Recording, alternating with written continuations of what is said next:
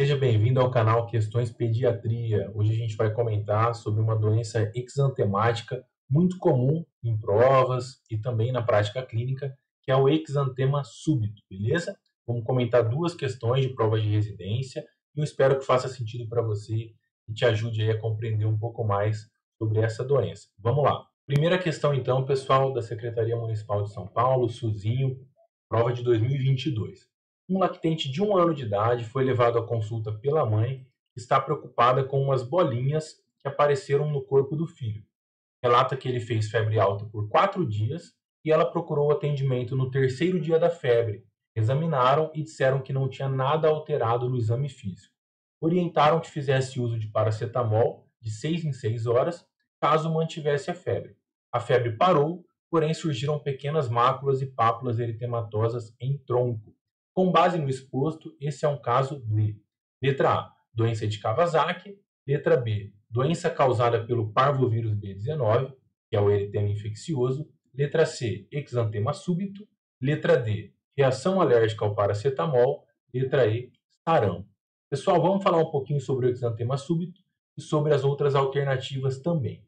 O exantema súbito é uma doença exantemática, também chamada de roséola infantil.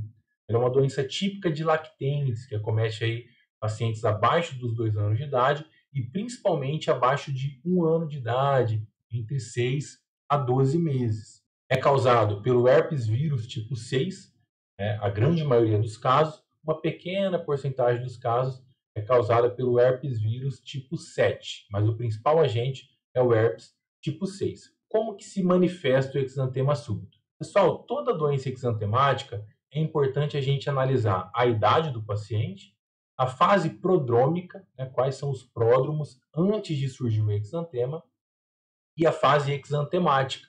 Né? E no caso do exantema súbito, na fase prodrômica, a gente tem uma febre alta.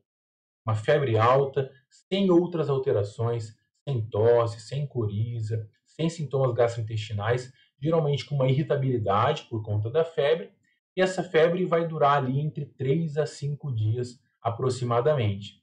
Até que essa febre cessa de maneira espontânea, o paciente para de ter febre, e no mesmo dia, geralmente cerca de 12 horas depois, surge então o exantema maculopapular, principalmente em tronco, e depois acaba evoluindo, acaba acometendo os membros, geralmente lesões maculopapulares. Então essa é a história clássica, como a gente vê aqui no quadro, um paciente que ele veio na consulta porque surgiu um exantema e a mãe relata que ele fez febre por 4 dias. No terceiro dia, ou seja, tinha só a febre, não tinha o exantema ainda, o paciente foi examinado, não havia alteração no exame físico e a mãe foi liberada com sintomáticos, o paracetamol e com orientações. A febre cessou e surgiu então o exantema súbito, uma história clássica. É uma doença, pessoal, autolimitada, uma doença benigna, não tem tratamento específico.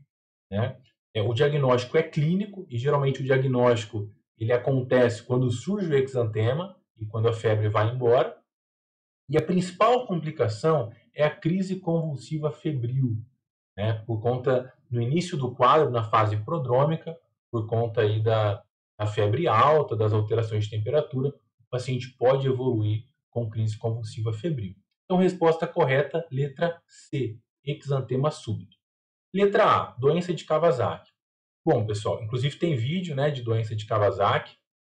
Só você procurar aqui no canal, Questões Pediatria, doença de Kawasaki, vai surgir o vídeo ali para você assistir. A doença de Kawasaki é uma vasculite, uma doença de etiologia autoimune, que também pode cursar com exantema, mas a gente lembra dos critérios diagnósticos.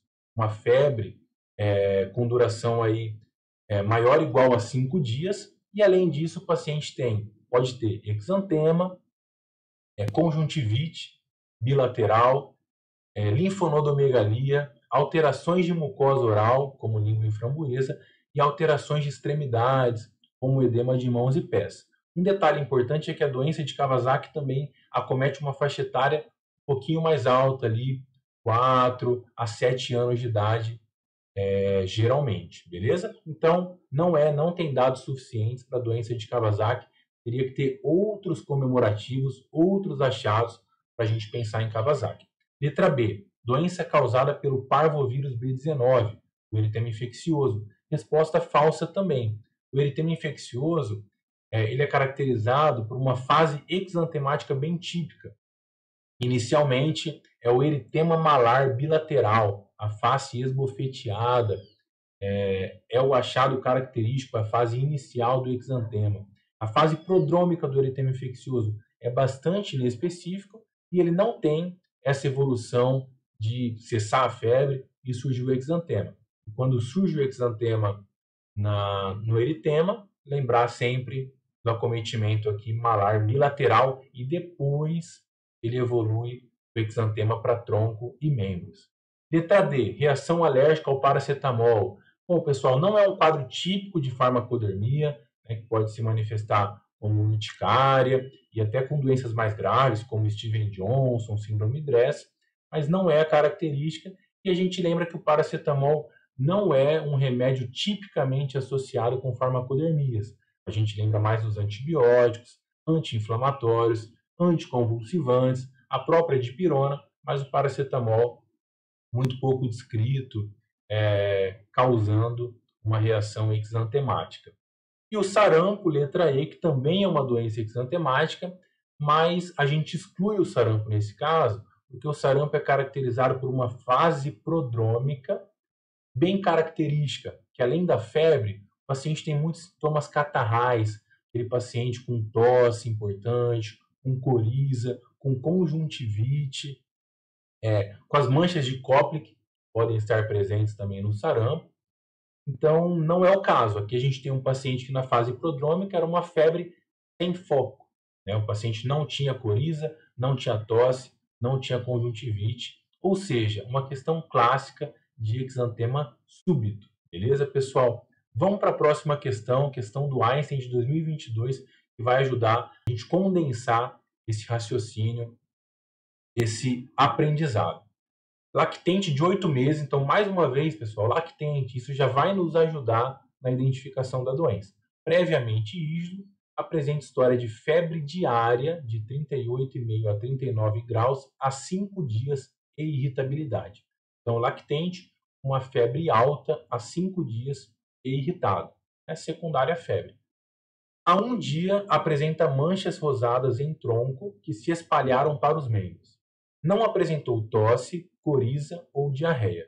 Está se alimentando normalmente e é febril desde ontem. Ou seja, ele apresentou um quadro de febre, ontem surgiu o exantema e ontem ele parou de apresentar febre. Então, mais uma vez, essa característica clássica do exantema súbito. Não tem tosse, não tem coriza, não tem diarreia.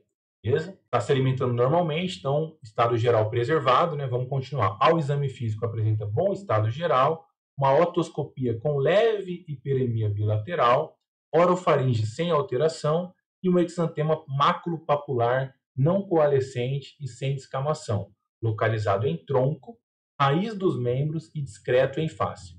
Restante do exame físico sem alteração.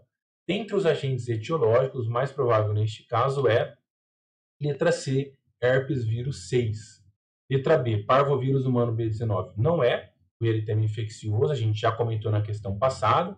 Inclusive, a questão deixa claro de falar que o exantema é discreto em face. Então, não é eritema infeccioso. Letra A, Epstein-Barr vírus. É o vírus responsável por causar a mononucleose infecciosa.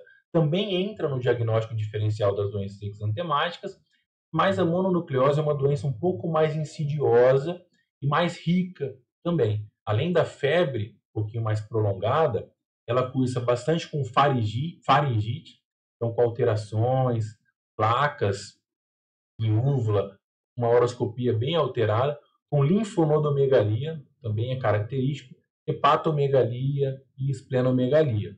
Então, faltam comemorativos para a gente pensar em mononucleose infecciosa. E a letra D, Coxsackie vírus, Coxsackie, que é um enterovírus responsável por causar a síndrome mão-pé-boca. Síndrome mão-pé-boca, caracterizada também por um quadro febril, mas que o exantema é característico.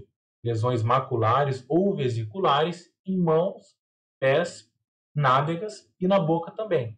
Começa ali com algumas vesículas na boca e o paciente evolui com essa localização típica das lesões, né? E aqui não, é um paciente que o exantema é principalmente localizado em tronco, em raiz dos membros, ou seja, não fala de mãos e pés, e discreto em face. Então é isso, pessoal.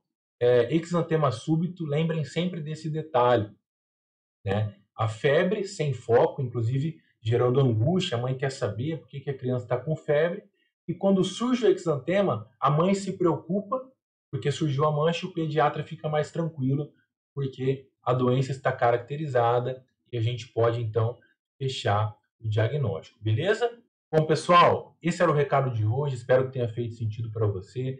Se você é novo aqui no canal, vídeo novo toda quarta-feira. E se você gostou do conteúdo, curta, comenta, tire suas dúvidas, se inscreva no canal. Toda quarta-feira a gente vai estar buscando lançar um conteúdo novo, beleza? Um abraço e até a próxima. Valeu!